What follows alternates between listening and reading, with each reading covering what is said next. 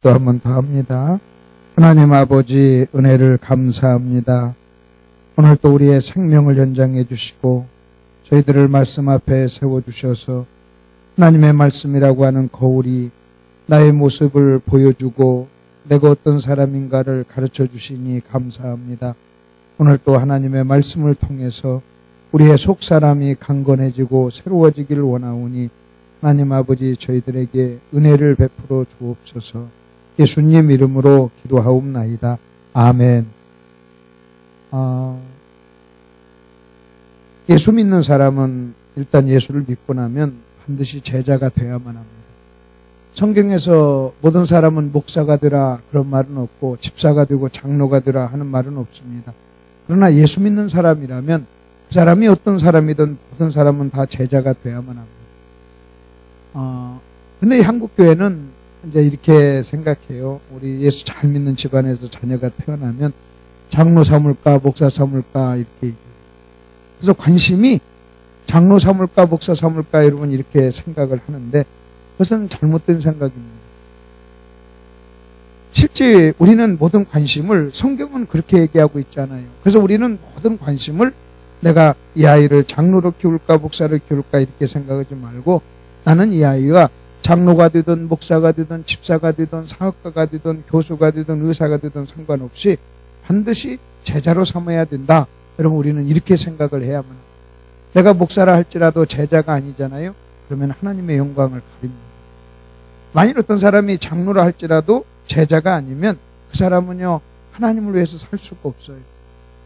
그러니까 반드시 우리는 내가 제자가 돼야 되고 그래서 제자가 안 되면 어떤 일이 일어나는 줄 아십니까? 여러분 오늘 그것을 좀 한번 보십시다. 그래서 먼저 우리는 이렇게 하셔야만 합니다. 우리가 제자가 돼야 되고 여러분 결국은 제자가 돼야 되는데 1번 제자가 되고 그 다음에 2번은 제자를 삼아야 돼요. 우리 그리스도인의 인생을 간단하게 압축하면 제자가 되고 제자를 삼는 것 이거예요. 그 이상도 아니고 그 이하도 아니에요. 제자가 되고 그 다음에 제자를 삼고 성경은 우리에게 지금 그 명령을 하고 있는 거예요. 그러면 제자가 되기 위해서는 어떤 일을 해야 되느냐? 제자가 되기 위해서는 배워야 돼요. 다른 길이 없어. 여러분 너는 가서 모든 사람을 제자로 삼아 하나님 말씀을 가르쳐 제자가 되게 하라고 그랬잖아요. 그래서 내가 제자를 삼는 방법은 가르치는 거라면 제자가 되는 사람의 입장에서는 배우는 거예요. 그러니까 제자가 되기 위해서는 배워야 돼요. 그 다음에 내가 이제는 제자를 삼기 위해서는 어떻게 해야 되느냐? 가르쳐야 돼요. 여러분 배우는 것을 제자가 되는 것이고 가르치는 것을 제자를 삼는 거라고요. 그러면 제자가 되고 제자를 삼으려면 여러분 그리스도인의 삶은 뭐냐? 배우고 가르치고 배우고 가르치고 여러분 무엇을? 여러분 성경. 무엇을? 성경. 하나님의 말씀. 여러분 신앙이 내 대에서 다음 때로 넘어가는 유일한 비결. 여러분 아버지의 신앙이 자식에게 또는 아버지의 신앙이 여러분 다른 후손에게 여러분 또 다른 사람에게 넘어갈 수 있는 딱 비결은 하나밖에 없어요. 그것은 뭐냐면 가르치는 일 외에는 없어요. 많은 신학자들이 유럽 교회가 황폐한 이유를 뭐라고 하는 줄 아십니까? 유럽 교회가 황폐한 이유는 가르치질 않았다는 거예요. 가르치질 않고 그들은요 교제를 했어요. 그래서 만나서 이야기하고 교제하고 대화하고 그 다음에 만나서요 여러분 떡을 떼고 먹고 그랬어요. 그들은요 교제는 했어요. 교제는 했는데 가르치질 않았어요.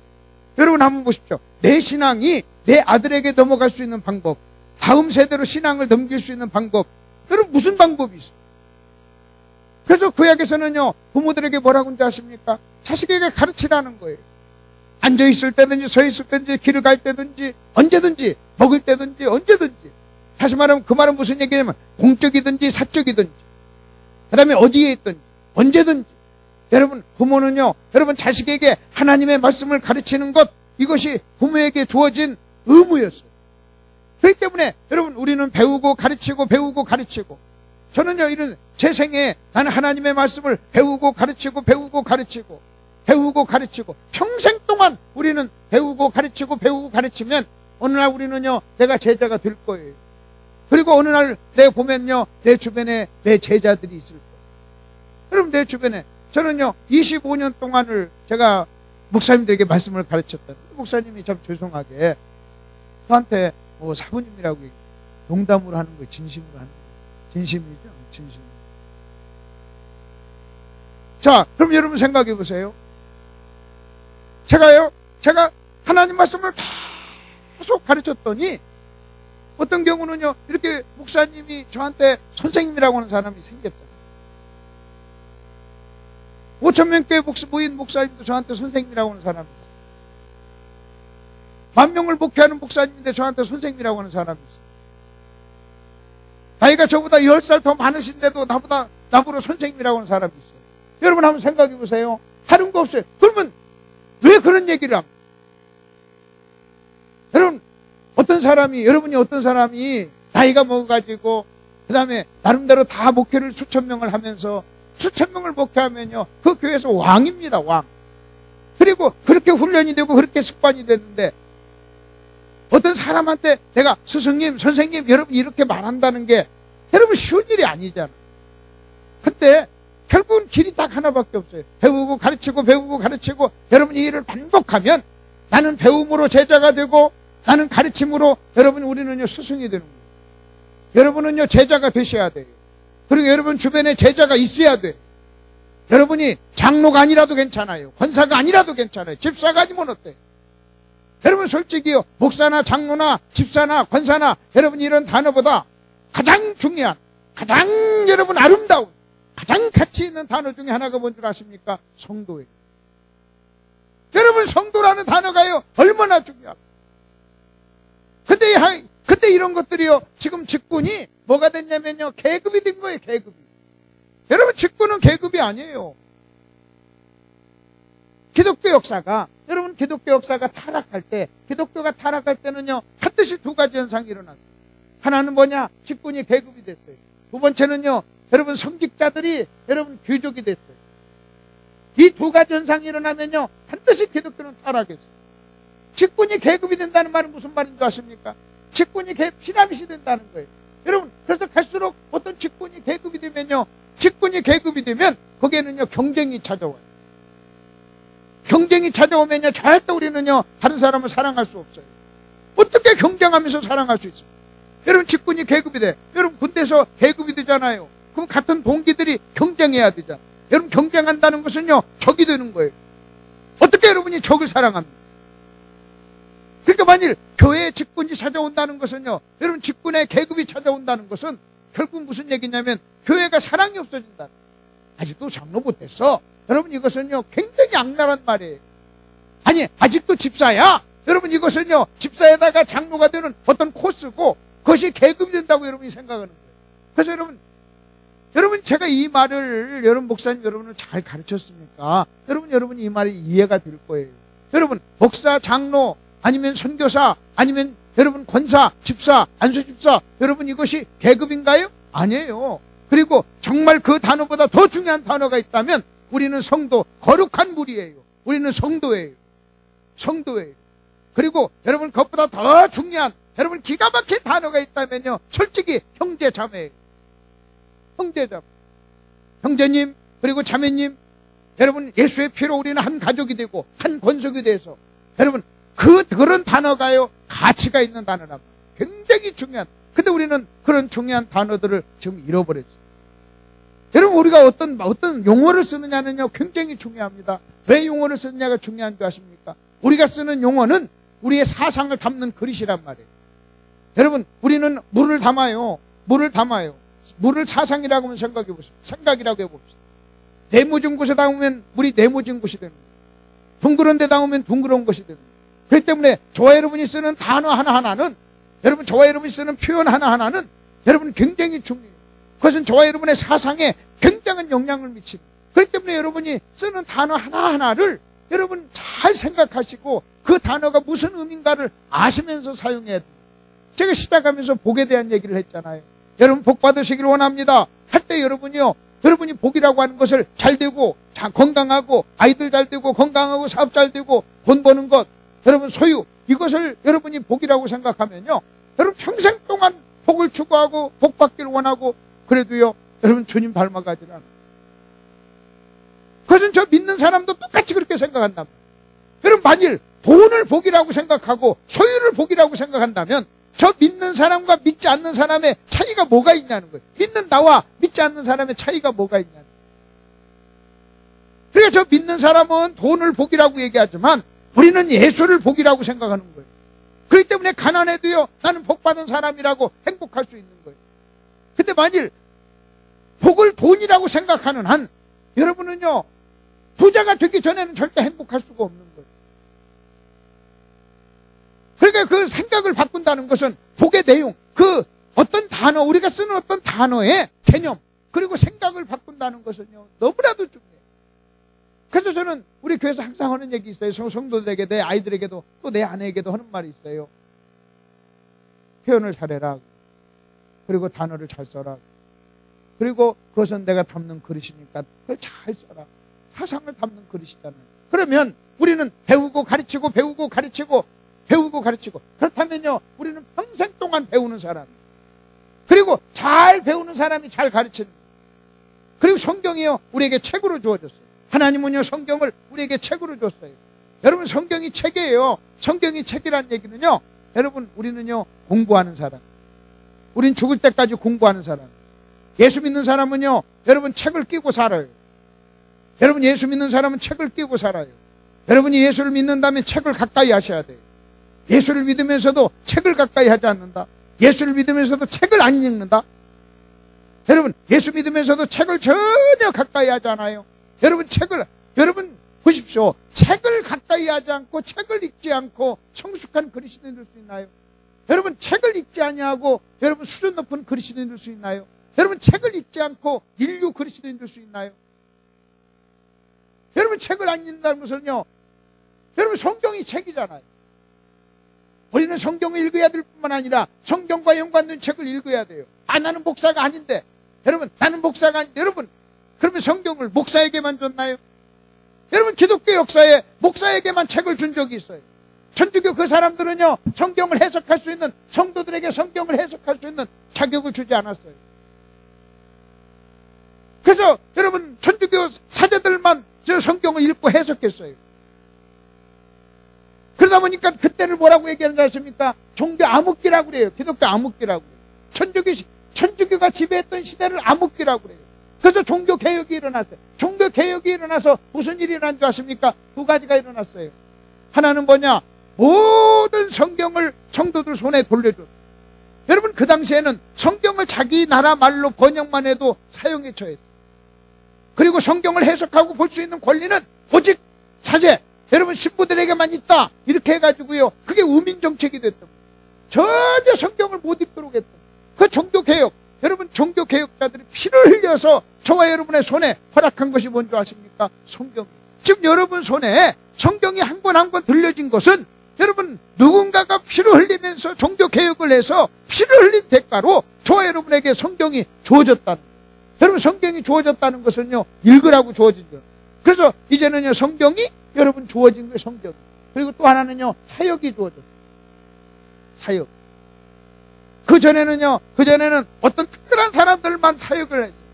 근데 그 사역을 성도들 손에, 여러분 성경을 성도들 손에, 여러분 이 두 가지가 여러분 종교개혁의 아주 중요한 여러분 교훈이라고 합니다. 그렇기 때문에 여러분 모든 성도는 성경을 읽어야 돼요. 그 다음에 모든 성도는 사역에 동참해야 돼요. 모든 성도는요, 여러분 성경을 읽으셔야 돼요. 성경을. 그리고 모든 성도는요, 여러분 사역에 동참을 해야 돼요. 자, 그렇다면 우리는요, 성경은요, 제자가 되라고 그랬어요. 여러분, 성경은 제자가 되라 그래. 그 다음에 그러면 이 제자가 된다는 말이 무슨 말인가? 오늘 좀 그 부분을 좀 얘기 좀 할 겁니다.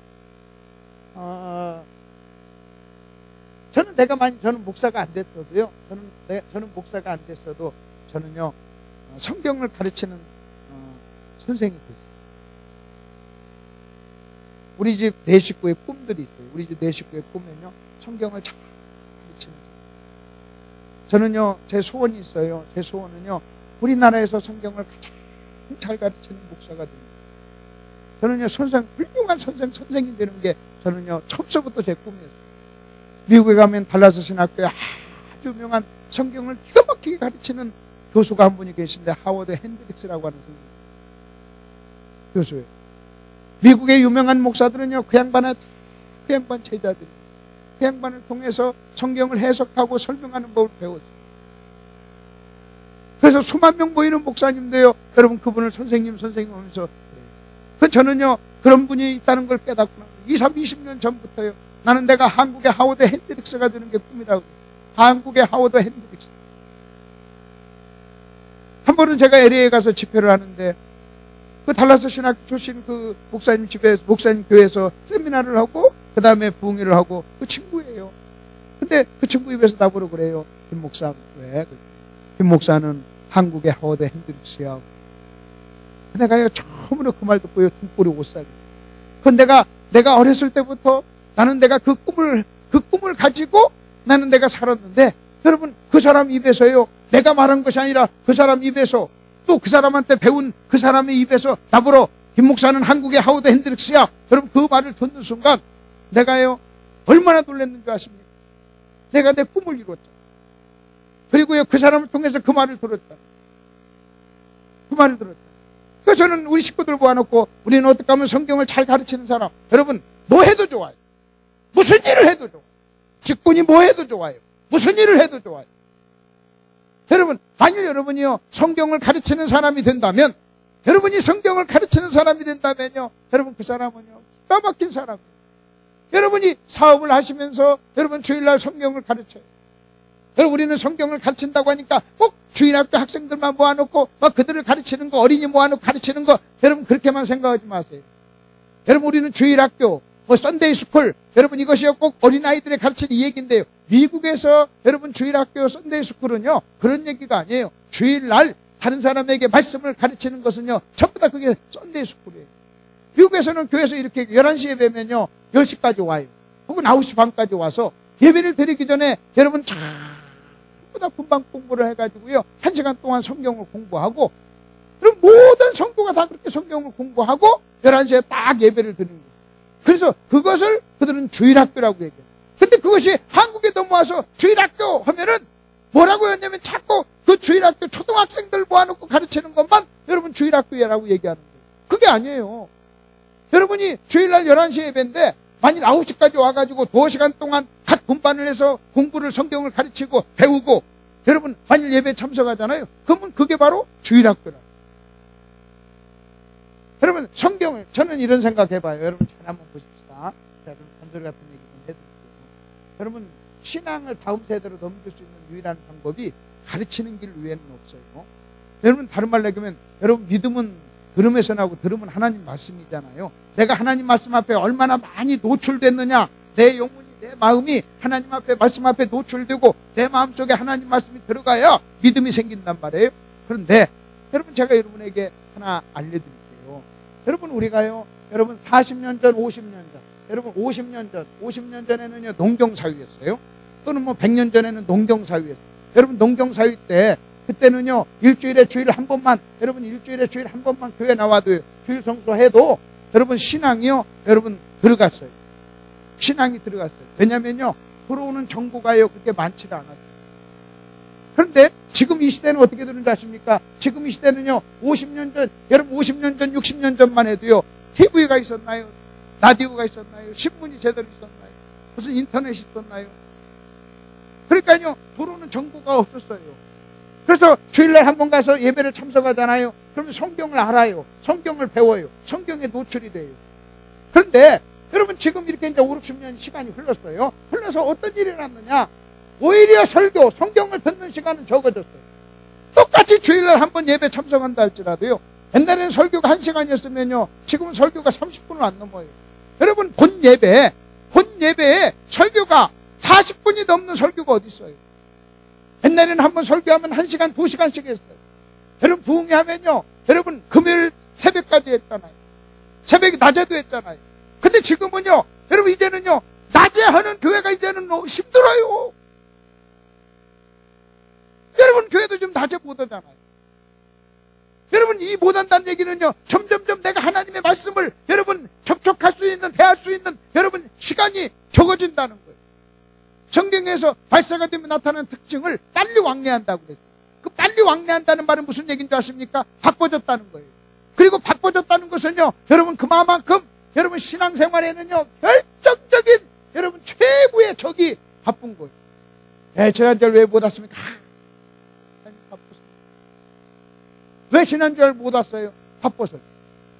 왜 수요예배 못 참석합니까? 바빠서요. 왜 구역예배 참석하지 못합니까? 바빠서요. 그래서 세상에서는요 바쁜 것이 성공의 대명사예요. 그래서 막 스케줄을 막 보이면서 막 굉장히 바쁜 것을요 자랑스럽게 생각해요. 그러나 여러분 보세요. 신앙에서 예수 안에서 저는요 목사님들 그럽니다. 바쁜 목사는 악한 목사. 저는요 성경 읽는데 바쁜 목사 본 적이 없어요. 그리고 바쁘다는 것은 대부분 다 일에 바쁜 거예요. 근데 여러분이 이 일에 성공한다 할지라도 여러분이 관계에 실패하면 인생은 실패하는 거예요. 여러분 내가 이 일에 성공해가지고 사업에는 성공했어요. 근데 내가 내 아내와 자식과의 관계에 실패하니까요 어느 날 여러분 아내가 이혼합시다 그러면 여러분 관계에 실패한 거죠. 내가 내 아내하고 친해지고 내가 내 자녀들하고 친해지려면 무슨 일을 해야 되는지 아십니까? 쓸데없는 일을 많이 해야 돼요. 생산성 있는 일이 아니라 쓸데없는 일. 같이 놀고 보육 가고 등산하고 그냥 같이 장난하고 같이 야구 보러 가고. 여러분 내 아들이 나한테 뭐라고 하는지 아십니까? 아버지 나에게 하나님 말씀을 많이 가르쳐줬는데 내가 지금 지나놓고 와서 기억이 나는 것은 아버지가 나를 업고 야구장에 간 것입니다. 야구장에 가가지고 해태 막 기아마 해태 막 그때 해태 할 때 응원하고. 그러면서 나보러 그래요. 아버지 너무나 많이 말씀을 가르치려고 하지 말고 우리하고 놀아주세요. 나는요 무조건 성경 펴라 하면서 막 그랬거든요. 근데 걔가 어느 날 그래요. 아버지가 항상 그랬잖아요. 관계를 위해서는 생산성이 없는 쓸데없는 일을 하라고 그랬는데 그 우리하고 쓸데없는 일 좀 해주세요. 우리하고 탁구치러 좀 가주세요. 우리하고 좀 놀아달라면 야 바빠서 안 돼. 바빠. 저희 말씀 전화를 하니까 바빴단 말이에요. 그러니까 아이들은 뭐라고 하냐면요 그냥 놀아달라는 거예요. 놀아달라. 여러분 같이 놀면서 내가 한마디 하는 것, 여러분 그것이 그 아이들 속에 막 들어가는 거예요. 아버지가 나를 데리고 야구장에 간 것, 축구장에 간 것, 내가 지금도 잊을 수 없어요. 나는요 결혼해서 아들 나면 야구장 자주 갈 거예요 막 그러더라고요. 여러분 한번 생각. 그래서 여러분이 그러다 보니까 어떤 현상이 일어났느냐, 설교 시간은 점점 적어졌어요. 여러분 설교 시간은요 점점 적어져요. 그리고 바빠요. 그리고 설교에 노출하는 시간은요 적어졌어요. 반면에 다른 세상의 정보, 여러분 다른 세상의 정보란 비진리예요. 세상의 정보에 노출되는 시간은 여러분 농경사일 때 비하면요 지금은요 100배도 더 많아져요. 왜냐하면 계속 스마트폰 가지고 살잖아요. 여러분 스마트폰 가지고 계속 훑어본다는 것은요 이상한 여러 가지 정보가 계속 내 속에 들어온다는 거예요. 사람은요 보는 대로 듣는 대로 보는 대로 듣는 대로 믿는 거예요. 아멘. 그러다 보니까 제가 무슨 생각까지 하는지 아십니까? 우리의 신앙이 자녀들에게 전달이 되고 자녀들 다음 세대로 넘어간다는 것이요 기죠. 그리고 여러분이 우리 자녀 오늘 주일 성수했어, 그것만 가지고는요 도저히 믿을 수 그것까지. 그러니까요 여러분 그 자녀가 어렸을 때 목숨을 걸고 하나님 말씀을 가르치고, 지금은요 여러분 자녀에게 목숨을, 여러분 교회마다요 젊은이가 없다고, 청소년이 없고 젊은이가 없고. 여러분 교회마다 젊은이 청소년이 없다는 말은 무슨 말인지 아십니까? 다른 거 없어요. 교회가요 젊은이 청소년들에게 말씀을 가르치는 일을 실패했다. 그러니까요 제자가 없다. 이 참. 그래서 나는요 여러분 젊은 청년들이요, 청년 중에 학생 중에 예수 똑바로 믿는 사람 보면요 너무나 귀하고 착해. 그리고 여러분 보십시오. 그리고 나서 뭐 이런 생각하는 거예요. 이 아이가 예수를 이렇게 잘 믿으려면 누군가가 이 아이에게 성경을 가르쳤어요. 여러분 누군가가 이를 악물고 이 아이에게요 성경을 가르쳤어요. 이 아이의 마음속에 생각 속에 오는 수많은 세상의 정보가 있는데 그것보다 하나님 말씀을 가르쳤기에 이 아이가 제자가 됐다 하는 것을 생각하면요 자 그렇다면 그렇다면 또 한번 보십시다. 어디를 여러분이 한번 보시냐면요. 마태복음 9장을 한번 얼른 펴보세요. 마태복음 9장을 한번 펴보세요. 마태복음 9장을 펴보시는데 36절, 9장 36절. 무리를 보시고 불쌍히 여기시니 이는 그들이 목자 없는 양과 같이 고생하며 기진함이라. 여러분, 하나님께서는 어떤 사람을 불쌍하다고 하느냐? 하나님이 불쌍하다고 하는 사람은 가난한 사람이 아니에요. 여러분, 병든 사람도 아니에요. 근데 하나님이 볼 때 불쌍한 사람은 목자 없는 양과 같은 사람. 이게 목자 없는 양과 같은 사람. 그러면 먼저 여러분 이렇게 보십시다. 하나님께서 사람을 보실 때 그 사람이 불쌍하다, 불쌍하지 않다 할 때 하나님이 보시는 기준이 뭔 줄 아십니까? 하나님 보시는 기준은요, 1차적으로 이겁니다. 그 사람의 영적인 상태입니다. 여러분, 하나님께서는요, 그 사람의 육신적인 상태, 다시 말하면 소유 혹은 육신적인 상태를 가지고 불쌍하다, 불쌍하지 않다, 여러분 이렇게 평가하는 것이 아니라 영적인 상태를 가지고 평가를 하는 거예요. 쉽게 얘기하면요, 여러분이 좀 가난해도 예수 잘 믿으면요, 불쌍한 사람 아니에요. 아멘? 자, 다시 여러분 잘 보세요. 여러분이 월세로 살아도요, 여러분이 영적으로 건강하고 예수를 잘 믿으면 절대로 불쌍한 사람 아니라는 거예요. 이 말을 다른 말로 얘기하면요, 여러분이 수천억을 가지고 있어도 만일 영적인 상태가 안 좋으면요, 여러분 그 사람은요, 불쌍한 사람. 무리를 보시고 불쌍히 여기시니 그랬어요. 이는 그들이 불쌍한 이유는 목자 없는 양과 같이 고생하며 유리함이라. 여러분, 신앙생활을 하는데 목자가 없어, 지도자가 없어, 인도자가 없어, 가르치는 사람이 없어. 목자는 인도하고 가르치는 사람이에요. 여러분, 가르치는 사람이 없는데 무슨 제자가 있어? 가르치는 사람이 없는데 어떻게 똑바로 배웁니까? 그러니까 영적으로 어떤 사람이냐? 여러분, 영적으로 방황하는 사람. 여러분, 영적으로 방황하는 사람을 우리 주님은요, 불쌍한 사람이라고. 그런데 똑같은 이야기를 그래서 뭐라고 하냐면 여러분 이 37절 보십시오. 이에 제자들에게 이르시되 추수할 일꾼을 좀 달라고 하라고 했어요. 일꾼이 적다고 그랬어요. 그럼 여러분, 일꾼이 어떤 사람인 줄 아십니까? 불쌍한 사람을 도와주는 사람이 일꾼이에요. 아멘? 다시, 불쌍한 사람을 뭐 해주는 사람이 일꾼이라고요? 도와주는 사람. 근데 이 사람은 왜 불쌍합니까? 왜 불쌍해요? 여러분, 몰라서 영적으로 무지해가지고 목자가 가르쳐야 되는데 못 가르쳤어. 그래서 영적으로 무지해가지고요, 어디를 가야 올바른 길을 가는가 모르는 거예요. 그러니까 일꾼 어떤 사람인 줄 아세요? 여러분, 우리는 보통 교회에서 일꾼 하면 막 일하는 걸 연상하는데, 여러분, 성경에서 말하는 일꾼은 어떤 사람이냐면요, 말씀을 가르치는 사람을 일꾼이에요. 너는 올바른 일꾼이 되어서 주의 말씀을 옳게 분별하여 여러분 하나님께 올바른 일꾼으로 되기를 힘쓰라고 그랬어요. 여러분, 1차적으로 여러분이 하나님의 말씀을 가르치는 사람, 여러분 이 사람이요, 여러분 일꾼이라는. 여러분이 만일 구역장이 돼서 누군가를 가르치고 있잖아요. 여러분 일꾼이에요, 일꾼. 여러분 주변에 영적으로 방황하는 사람에게 여러분 영적인 어떤 것을 가르치면요, 기가 막힌 일꾼이에요, 일꾼. 교회는요, 이런 일꾼이 많아야 돼요. 진리를 가르치는 일꾼. 그래서 안디옥 교회에 교사가 있었으니 하고 안디옥 교회에 여러분 교사를 자랑하는 거예요.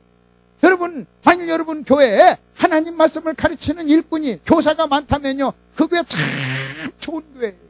교사가 많다는 것은요, 누군가 그 사람을 가르쳤고, 또 교사가 있다는 것은요, 또 그 사람이 누군가를 가르치고 있고, 여러분 가르치고 있고, 가르치면요, 계속 신앙이 개성이 되고, 누군가 신앙이 좋아지고 있다는 거예요. 그래서 일꾼을 달라고 그래서 일꾼을. 왜? 그 불쌍한 사람을 도와주는 사람, 그 영적으로 불쌍한 사람을 도와줘. 그 사람이 몰라가지고 막 방황을 해. 여러분, 제가, 여러분, 여기를 모르잖아요? 그럼 내가 내 숙소에서 여기를 모르면요, 여기서 내가 방황하게 되는 거예요. 알면 또 방황할 것도 없잖아요. 근데 똑같은 이야기가 마가복음 6장을 한번 펴보세요. 마가복음 6장. 얼른 한번 펴보십시다. 마가복음 6장. 마가복음 6장 34절에 보면 똑같은 얘기를 우리 주님이 하십니다. 6장 34절. 예수께서 나오사 큰 무리를 보시고 그 목자 없는 양 같음으로 인하여 불쌍히 여기사. 여기서도 목자 없는 양 같은 영적인 상태를 보며 예수님이 불쌍히 여겼어요. 이에 여러 가지로 뭐 했더라 그랬어요? 가르쳤더라. 그래서 가르치면요, 예수님의 해결책. 불쌍했어요. 그래서 가르쳤어요. 그럼 누가 불쌍한 사람인 줄 아십니까? 가르침을 받지 못하는 사람. 누가 불쌍한 사람인 줄 아십니까? 목자가 없는 사람. 목자는 뭐 하는 사람? 가르치는 사람. 가르침이 없는 사람. 그래서 예수님은요, 가르쳤어요. 여러분, 예수님은 가르쳤어요. 그러면 이렇게 가르치면요, 저 사람은 배워요. 배우면서 뭐가 돼요? 제자가 돼요. 아까 말씀드렸잖아요. 배우고 가르치고, 배우고 가르치고. 나는 배우면서 제자가 되고, 가르치면서 제자를 삼는 거예요.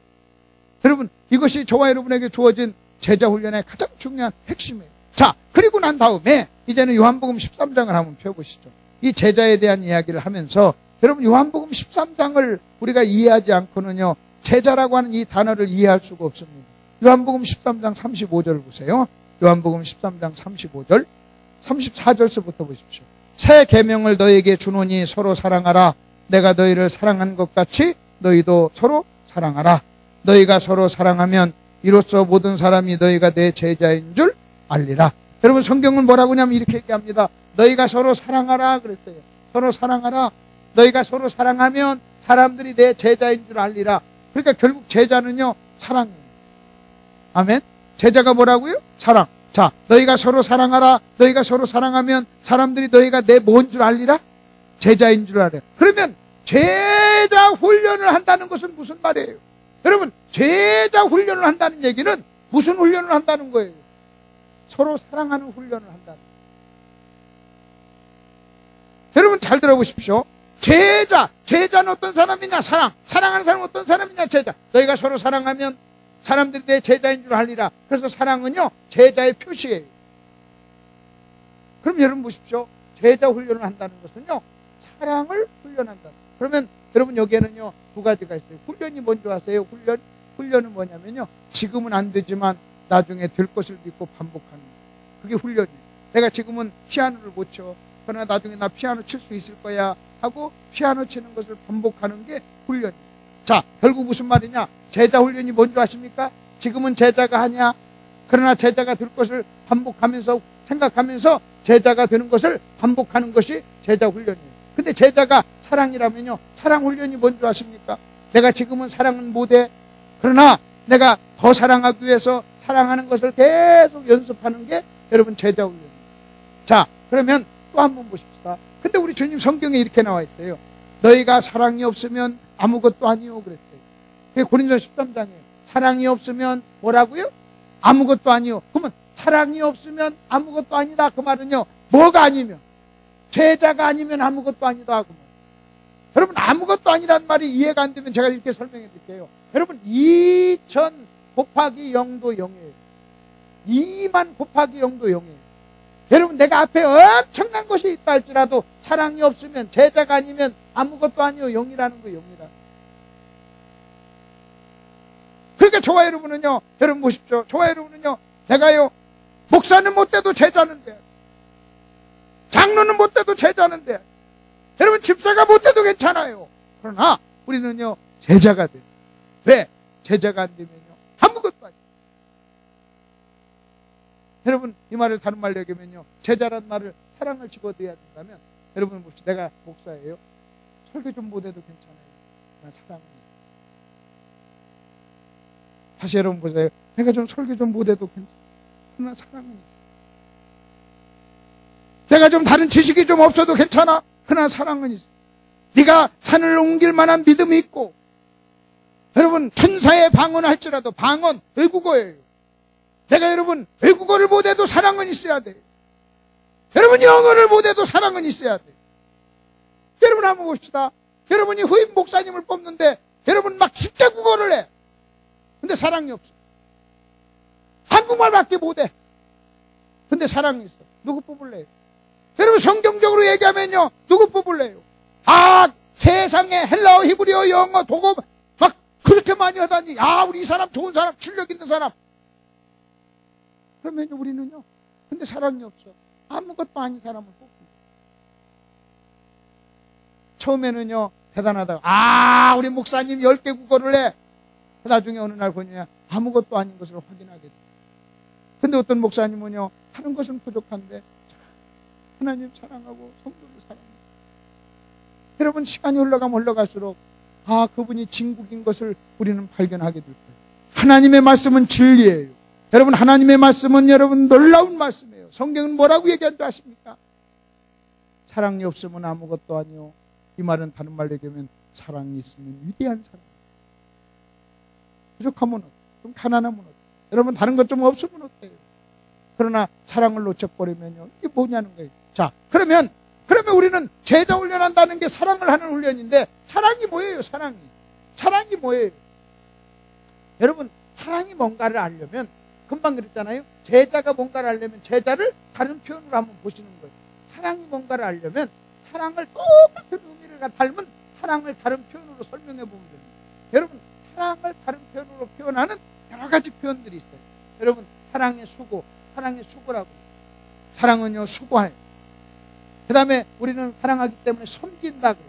섬김도 사랑이에요. 여러분, 또 우리는 용서도 사랑이에요. 여러분, 인내도 사랑이에요. 여러분, 사랑, 수고, 섬김, 인내, 용서, 여러분, 이런 단어들이 다 여러분 사랑이라는 단어와 동의어예요. 표현은 다르지만요, 본질적인 DNA는 똑같은 거예요. 그런데 이 모든 단어를 딱 압축하는 하나의 단어가 있는데, 그게 뭔지 아십니까? 손해보는. 사랑은요, 손해보는. 여러분이 자식 사랑하니까 자식 때문에 손해보는.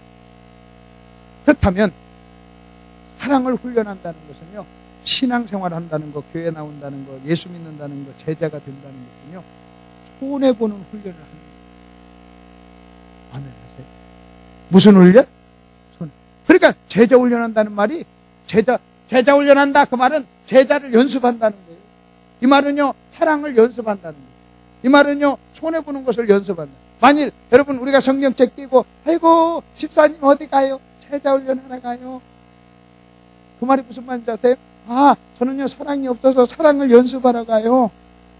이 말을 다른 말로 얘기하면요, 아, 저는요 너무나 이기적이고 욕심이 많아서 손해보는 것을 연습하러 가요. 저 교회 제자 훈련하러 가요. 저 교회 가서요, 저 손해보고 희생하는 법 연습하러 가요. 너무나 이기적이라서 내가 손해보는 것 연습하러 가요. 여러분, 이 말이 제자 훈련이라고. 근데 제자 훈련하러 만났어, 교회에서. 서로 김집사, 이집사, 박집사가 제자 훈련하기 위해서 주차장에서 만났어. 어머, 김집사 안녕하세요. 근데 딱 보니까요, 주차장에 차가 한 대밖에 될 게 없어.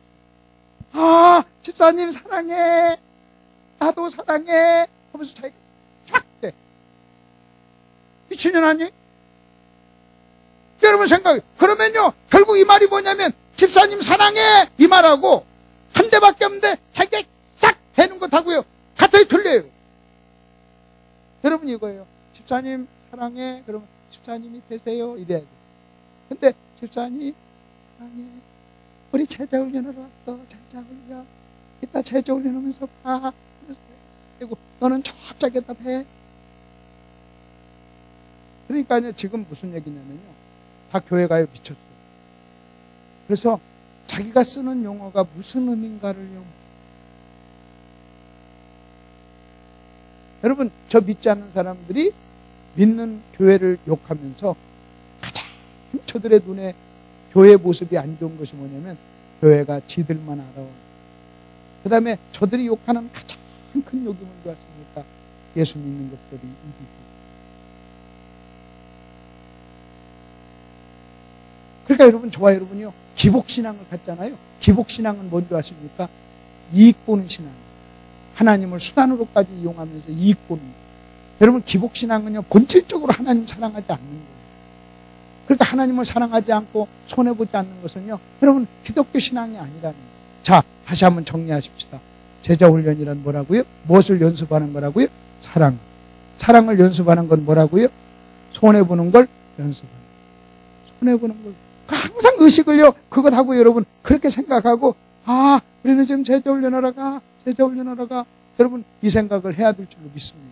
그런데 여러분, 오늘 제가 이제 15분 남았는데 조금 더, 지금부터 이제, 그러면 누가 제자냐, 어떤 사람이 제자냐, 요 얘기를 조금 해드릴게요. 성경은요, 제자의 조건을 얘기하면서 이렇게 얘기합니다. 여러분, 요거 하나로 개념은 정리를 하셔야 돼요. 성경은 이렇게 얘기합니다. 누구든지 아무든지 제자가 되려거든 그래요. 누구든지 아무든지 제자가 되려거든. 그 다음에 두 번째 뭐라고 하는지 아십니까? 두 번째, 날마다 그래요. 세 번째, 자기 십자가를 지라 그래요. 자기 십자가. 이게 제자의 조건이에요. 제가 이걸 차근차근 설명해 드릴게요. 여러분, 누구든지 아무든지 제자가 되려거든 날마다 자기 십자가를 지고 나를 따르라 그랬습니다. 여러분, 이게 제자의 조건인데, 여러분, 이 제자의 조건에서 가장 중요한 것이 뭐냐? 여러분, 누구든지 아무든지라는 의미를 좀 설명해 드릴게요. 자, 이번에 지금 여름 수양회를 한다고 합시다. 여러분, 교회가 여름 수양회를 해요. 그래서 여러분, 여기서 지금 식사를 제가 이렇게 나눠줍니다. 식사를 나눠주는데 그 앞에 팻말이 하나 붙었어요. 뭐라고 하면, 누구든지 식사를 하려거든 손을 씻어야 됩니다 하는 팻말이 붙었어요. 누구든지 식사를 하려면은 이 손을 씻고 오셔야 됩니다 라고 써 있어요. 자, 내가 이제 밥을 퍼줍니다. 목사님 오셨어요. 목사님 오셔서 제가 묻는 질문은, 제가 밥 퍼주는 사람이 묻는 질문은 딱 하나밖에 없어요. 목사님 손 씻으셨어요? 그랬더니 목사님 말하기를, 당회장이요. 그럼 내가 그것으로써 손 씻었습니까? 당회장이요. 그럼 제가 뭐라고 그랬어요? 여기 보세요. 누구든지 밥을 처먹으려면 손을 씻으라고 했지 않습니까? 그러면요, 저는 이럴 거예요. 손 씻고 오세요. 자꾸 담임 목사예요. 그러면 또 내가 얘기할 거예요. 담임 목사라도 밥을 잡수시려면 손을 씻어야 됩니다. 자, 또 밥을 벌리는 또 한 사람이 왔어요. 손 씻었나요? 했더니, 이번에 수양회 강시합니다. 안 씻었다는 거예요. 그럼 내가 뭐라고 그랬어요? 강사면 다해. 누구든지 밥 처먹으려면 손 씻으라고 했잖아. 손 씻고 오세요. 자, 손 씻었습니까? 내가 장로입니다. 무슨 얘기냐? 누구든지 아무든지라는 말은 누구도 예의가 없다. 아멘? 다시, 누구도 뭐가 없다? 예의가 없다. 반드시 밥 먹으려면 뭘 씻어야 된다? 손을 씻어야 된다. 성경에서 누구든지 제자가 되려면 여러분 반드시 예의가 없어요. 뭘 줘야 돼요? 십자가. 내가 목사라도 십자가 안 지면 제자가. 여러분, 내가 50년 믿었어도 이 십자가를 안 지면요, 제자가 아니라는 거예요. 이해가 되셨죠? 이해가 되셨죠? 이게 누구든지예요. 그럼 여러분이 지금 이게 엄청난 무시무시한 말인데 이걸 잘 이해를 못하니까요, 제가 설명하는 거예요. 여러분, 예를 들어서 누구든지 밥 먹으려면 손을 씻어야 됩니다 했을 때, 내가 밥 퍼줄 때 만일 아이고 담임 목사입니다. 목사님 손 안 씻어도 돼요. 막 퍼줘요? 근데 지금 현대 교회 가요? 그럴 수 있다. 그런 거 아닙니다. 두 번째, 날마다요. 여러분, 이 날마다는 뭔지 아십니까? 날마다는요, 날마다는 유치원서, 날마다 우리에게 양식을 주시는 그거예요. 날마다, 그게 날마다예요. 날마다는요, 어제도 먹었어요. 오늘 또 먹고 내일 또 먹는 거예요. 우리는요, 밥을 함께 막 배불리 먹으면요, 그 다음에 점심 못 먹을 것 같잖아요. 근데 점심시간 되면 또 들어가잖아요. 여러분, 오늘 실컷 먹고 오면요, 배불러, 안 먹었으면 좋겠어. 어제 목사님이 저 점심을, 그제 점심을 근데 아침 공부를 안 하고 점심을 먹자고 하니까요, 막 미안해요. 밥값도 안 하고 먹는 것 같아가지고. 근데 내가 안 먹으려고 그랬어요. 근데 목사님 자꾸 나오라고 해서 나왔는데, 가서 또 먹으면서 청국장을 다 먹었다는 거 아닙니까? 그게 날마다예요. 여러분, 날마다. 자, 그럼 또 한번 보십시다. 어제 먹었어요. 오늘 또 먹어야 됩니다. 내일 또 먹어야 됩니다. 아멘? 그게 뭐라고요?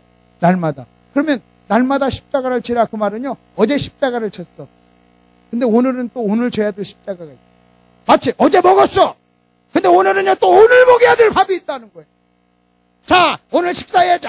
어제 먹었습니다. 식사하세요. 1년 전에 먹었습니다. 1년 전에 먹은 거 어제 먹은 거 가지고는요, 아니라는 거예요. 그러니까 십자가는 뭐냐면요, 어제 졌어도 오늘 십자가 안 지면 제자가 아니라는 거예요. 아멘? 그러니까요, 어제는 어제 진 걸로, 오늘은 또 오늘 져야 된다. 그게 날마다예요. 이해가 되셨어요?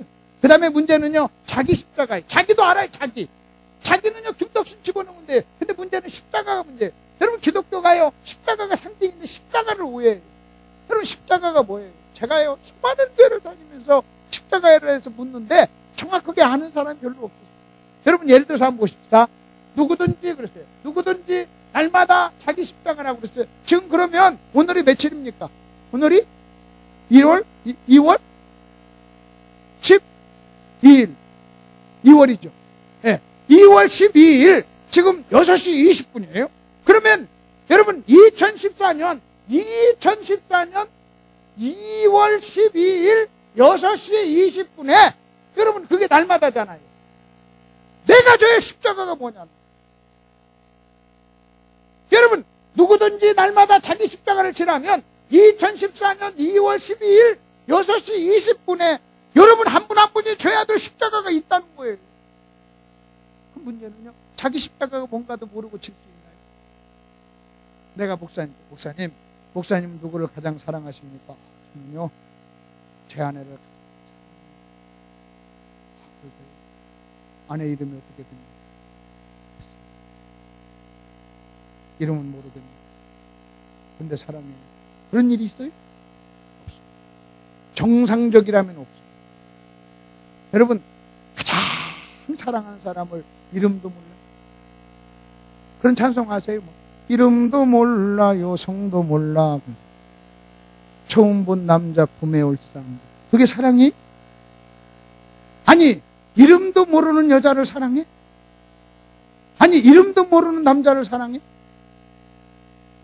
여러분, 어떤 강사가 와가지고요, 여러분에게, 내가 여러분 사랑합니다. 공갈이에요. 거짓말이에요. 여러분, 우리는요, 여러분 잘 보세요. 멀리 떨어져 있는 사람은 사랑할 수 있어요. 여러분 자식이 미국 유학 가요. 사랑해요. 여러분 자식이 군대 가요. 사랑해요. 멀리 떨어졌어도요, 아는 사람은 사랑하는 거예요. 그러나, 여러분 앞집에 살아도요, 모르는 사람은 사랑할 수 없는 거예요. 여러분이 1m 앞에 사는, 앞집에 사는, 아파트 사는 사람도요, 여러분이 모르잖아요. 그러면 사랑 못하는 거예요. 그러나 저 미국 가 있는 여러분의 자식은요, 항상 가슴에 품고 사는 거예요. 안지나 서나 당신 생각하잖아요. 여러분 자식이 죽어도요, 여러분 자식이 먼저 갔어요. 그럼 뭐라고 합니까? 자식을 어디다 묻는다고 그래요? 가슴에 묻는다고 하잖아요. 뭐 하니까? 사랑하니까.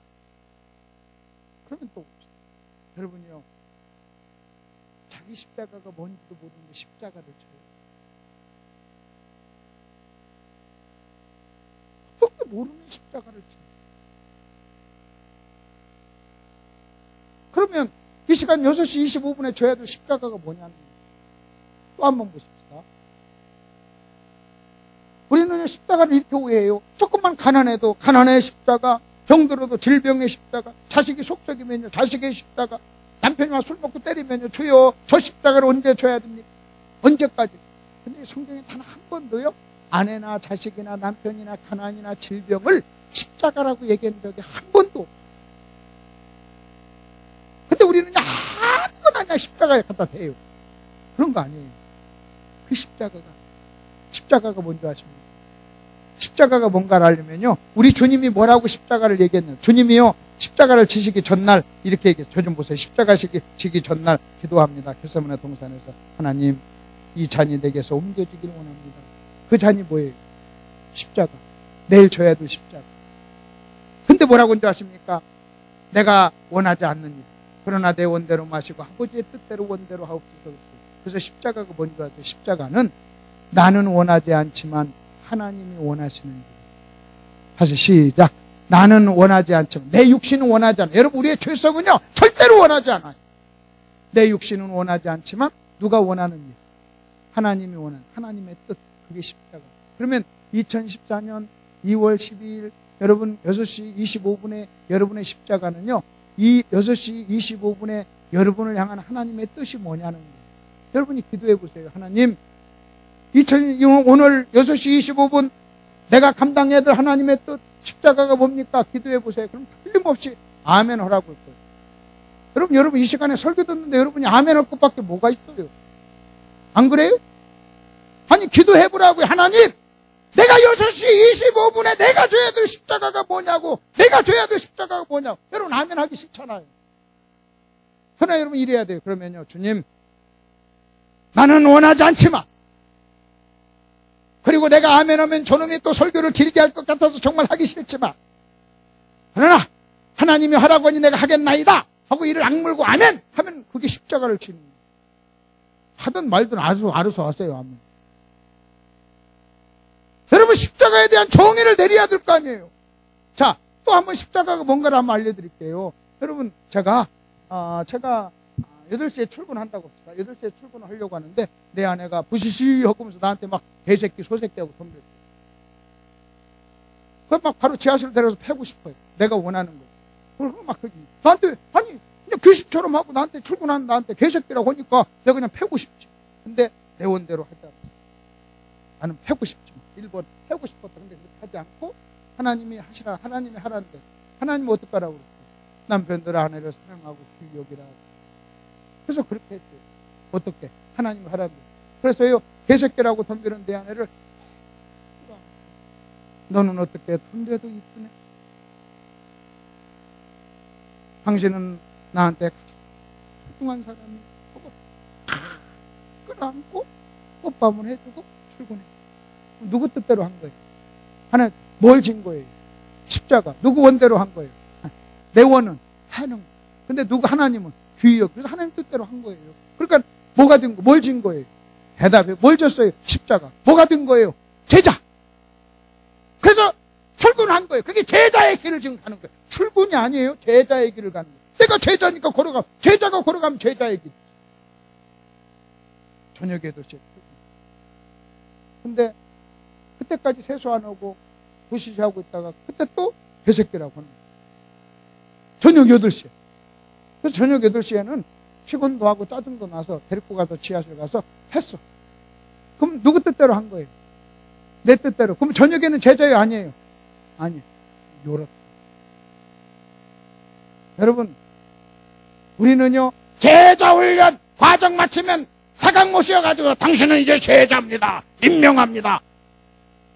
그리고요, 그걸로요, 영원히 마르고 닳도록 제자. 점점 그렇게 말하지 않았어요? 아침 8시에 제자했다가도 저녁 8시에는 제자가 아닐 수도 있다는 거예요. 여러분, 한 번 제자는 영원한 제자다. 그건 해병대만 있는 거예요. 한 번 해병. 여러분, 한 번 해병은 영원한 해병이다. 그래가지고요, 60살 먹었는데 배가 푹 나왔는데도요, 해병대 옷을 입고 영원한 해병. 해병대는 영원한 해병이라니까. 네, 제자. 그래서 제자예요. 그래서 누가복음 14장에 제자에 대한 얘기를 하다가 소금이 제맛을 잃으면 버림받는 거예요. 소금이 제맛을 잃는다는 것은요, 네가 만일 제자가 안 되면 나중에 너는 버림받을 거예요. 그러면 여러분, 날마다 그렇기 때문에요, 우리는 매일 어떻게 해야 되는 것 같습니까? 그리고 긴장하지. 어제는 부인했는데 오늘은 체육관이 얘기 하나만 하고 마칠게요. 우리 아들이 어렸을 때인데 내 방에 와서 게임을 했어요. 그러니까 내 아내가 내 방에 찾아와서 우리 아들한테, 지수야, 너 슈퍼에 가서 건전지 좀 사오라. 가스레인지에 들어갈 건전지 좀 사오라. 그러니까 우리 아들 입장에서는요, 저 잔이 넘어가길 원합니다. 게임하는데 그 심부름을 시켜요. 입으로는 네 하면서도 계속 게임을 하니까 우리 집사람이 빨리 다녀와라. 네 하는데 계속 게임을 하는 거예요. 그래서 내가 두 사람을 앉혀놓고 이 개념을 설명을 해줬어요. 그럼 내가 우리 아들한테 이랬어요. 너는 게임을 계속 하고 싶지? 그게 네가 원하는 거야. 근데 지금 엄마가 와서 심부름 다녀오라고 그랬지? 네가 엄마의 말에 순종하는 것은 엄마의 말에 순종하는 것이 아니라 부모에게 순종하라고 하시는 하나님의 말씀에 순종하는 거야.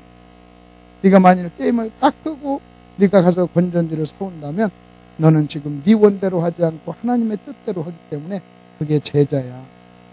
네가 알아서 해라. 제자의 삶을 살든지 네 마음대로 살든지 네가 알아서 선택을 해라. 이렇게 자세하게 설명을 해주는데 게임할 놈이 어디 있어요? 지가 양심이 있지. 아버지 알았어요 하고 딱 끄고 가서 건전지를 사러 사가지고 왔어요. 그때요, 내가 우리 아들을 끌어안고요, 우리 아들이 제자의 길을 다녀왔구나. 이게 건전지 사러 간 게 아니에요. 무슨 길을 갔다 온 거예요? 제자의 길을. 제가 마산에서 이 설교를 했습니다. 마산에서 이 설교를 할 때요, 권사님 한 분이요, 이 설교 듣고 완벽하게 꺾으라고. 이 양반은요, 늙은 시어머니 모시는 것을 십자가라고 생각해요. 시어머니가 치매 기운이 있어가지고 온통 난리를 치는 거예요. 그러니까 막 와가지고요, 시어머니를 십자가라고 생각하면. 근데 자기 시어머니를 사랑해야 되는데 가서 그런 모습 보면 막 시어머니한테만 뭐라 하고 나니까 또 죄책감이 있으니까 하나님 아버지 이 십자가를 언제까지 져야 되냐 막. 근데 이 공부를 통해서요, 시어머니가 십자가가 아니에요. 그 치매 걸린 시어머니를 어머니로 대우하는 것이 십자가지, 치매 걸린 십자가가 아니에요. 여러분, 가난이 십자가가 아니에요. 가난한 속에서 감사하는 것, 범사에 감사를 하겠으니까 가난함에도 불구하고 기뻐하고 감사하는 것이 십자가예요. 여러분, 술 먹고 패는 남편이 십자가가 아니에요. 그런 남편임에도 불구하고 그 남편을 존경하고 남편으로서 대우를 해야 되는 게 십자가예요. 이 성도님이요, 그 십자가의 의미를 깨닫고요, 막 충격을 받아요. 자기는 지금까지 시어머니를 십자가라고, 십자가가 저쪽에 있다고 생각하고, 여러분, 십자가가 저쪽에 있으면 어떻게 십자가를 칩니까? 십자가가 나한테 있어야 내가 치지. 여러분, 아들이 속썩여요? 아들이 십자가입니까? 아니에요. 그렇게 속썩임에도 불구하고요, 내가 부모로서 그 자녀를 노입하지 않는 게 십자가예요. 아멘 좀 해봐요. 예? 십자가가 뭔지 아십니까? 하나님의 뜻이에요. 여러분, 덤비는 아내가 십자가예요. 그 덤빌 때마다 주여 저놈의 십자가 어떻게 저런 년을 줘서 나로 하여금 평생을 십자가를, 그런 거 아니라니까요. 그렇게 덤빔에도 불구하고요, 사랑해야 되는 거죠. 그래서 덤빌 때마다요 이렇게 하세요. 하고 너는 덤벼도 이뻐하고 보면 십자가를 칩니다. 이 시간 제가 하나님께 기도해서 하나님 어떡할까요? 그랬더니 설교 그만해라. 나는요 정말 하고 싶어요. 막 10시까지. 아니 지금 제자에 대해서 하고 싶은 말도 너무 많아요. 10시까지 하고 싶지만 내 원인 하나님께서 그만 끝내라. 그래서 십자가를 치려고. 나도 이 시간 제자가 돼야 됩니다. 6시 30분에 내가 약속했잖아요. 저도 하나님 뜻대로 그만 하려고. 여러분도 매 순간순간 하나님의 뜻대로 사시길 바랍니다. 기도하십시다. 하나님 아버지, 은혜를 감사합니다. 제자, 아버지 하나님, 하나님의 뜻대로 사는 사람, 손해보는 사람, 다른 사람을 사랑하는 사람, 이런 사람을 성경은 제자라고 합니다. 아버지 하나님, 매 순간순간 나를 향한 하나님의 뜻을 발견하고 그 뜻에 순종하는 저희들 되게 해 주시옵소서. 제자가 되고 제자를 삼는 사람, 배우고 가르치는 사람 될 수 있도록 저희들 인도해 주옵소서. 예수님 이름으로 기도하옵나이다. 아멘.